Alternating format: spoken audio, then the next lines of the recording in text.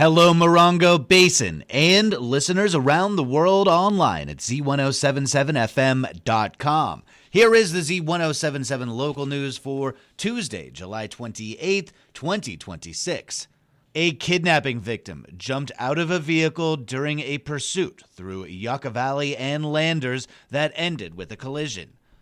On Sunday at around 6:40 a.m., an automated license plate reader detected a stolen vehicle near the intersection of 29 Palms Highway and White Feather Road in Joshua Tree.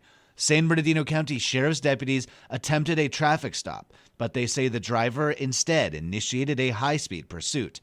The Sheriff's Department identified the driver as Rodney Frazier Goodson, a 21-year-old resident of 29 Palms.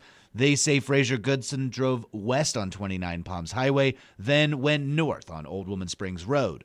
During the pursuit, deputies say Frazier Goodson slowed the vehicle to allow a victim to exit. It is unknown if the victim was injured.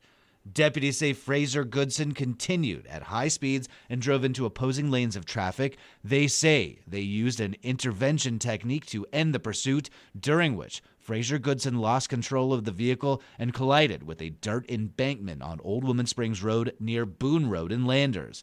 Deputies say that Frazier Goodson was treated at the scene until he was airlifted to Desert Regional Medical Center in Palm Springs. Frazier Goodson was convicted for assault in the stabbing of a teenager in 2024. He was most recently arrested on suspicion of violating parole on July 20th.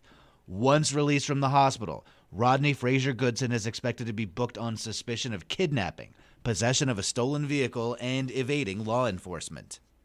The suspect in a fatal hit-and-run that left a Yucca Valley woman dead returned to court yesterday.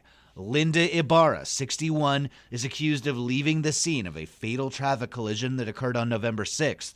The collision occurred at the intersection of Airway Avenue and Primrose Drive in Yucca Valley. The victim was identified as Kim Hicks, a 55-year-old resident of Yucca Valley. Deputies say Hicks was crossing the road in an electric wheelchair with a dog. They say that Ibarra did not stop, render aid, or call emergency services before fleeing. Ibarra was arrested on June 9th based on a lengthy Sheriff's Department investigation involving eyewitness testimony. Ibarra was released on bail on June 17th and returned to San Bernardino County Superior Court's Joshua Tree Courthouse yesterday for an arraignment. Ibarra was arraigned on one felony count of hit and run resulting in permanent injury or death. Her attorney entered a plea of not guilty. If convicted, Ibarra faces up to 4 years in prison. Tonight, the 29 Palms City Council will gather to discuss fire codes, a sewer ordinance, and an important grant that could finance a community resilience center. Reporter Heather Clisby has more.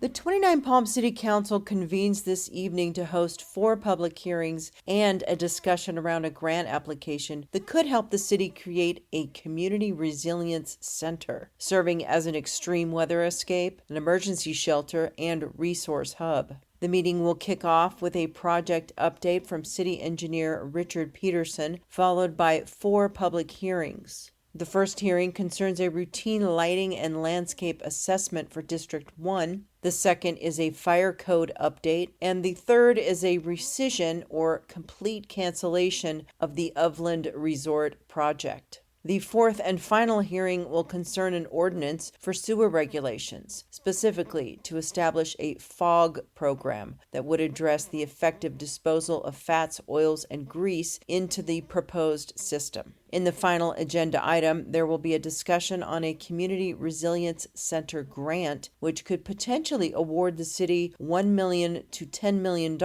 for development of the center with eyes on the former Rite Aid building.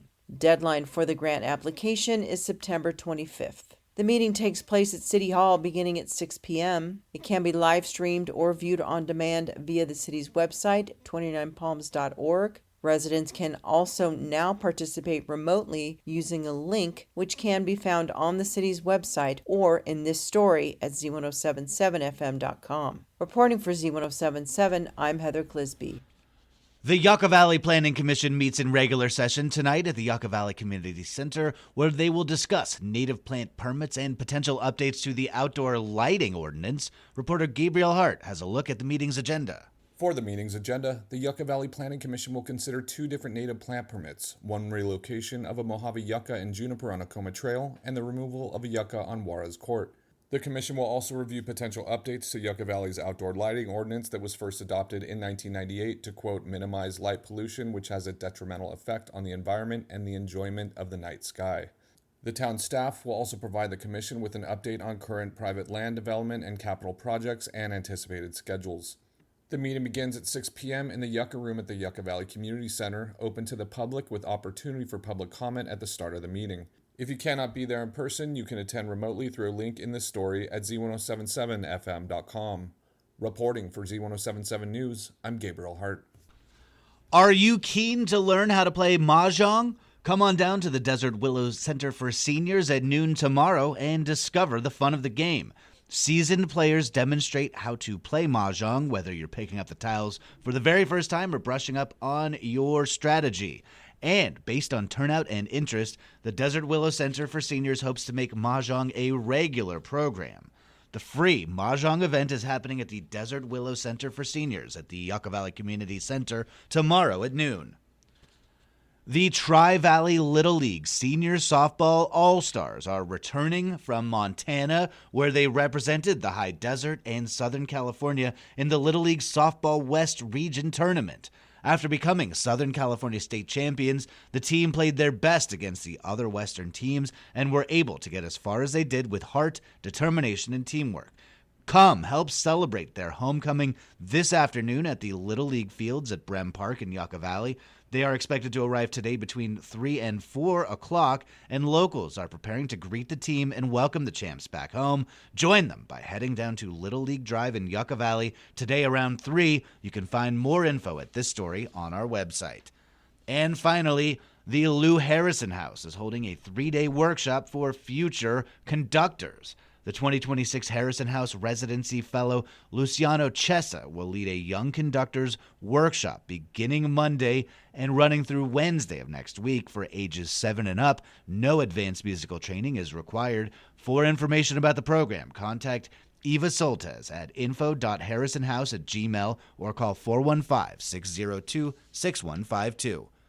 That's our local news. Hear local news 7 times a day, 7 days a week at 7, 8, 9, noon, 4, 5, and 6. If you hear about news happening, let us know. Email us at tips@z1077fm.com.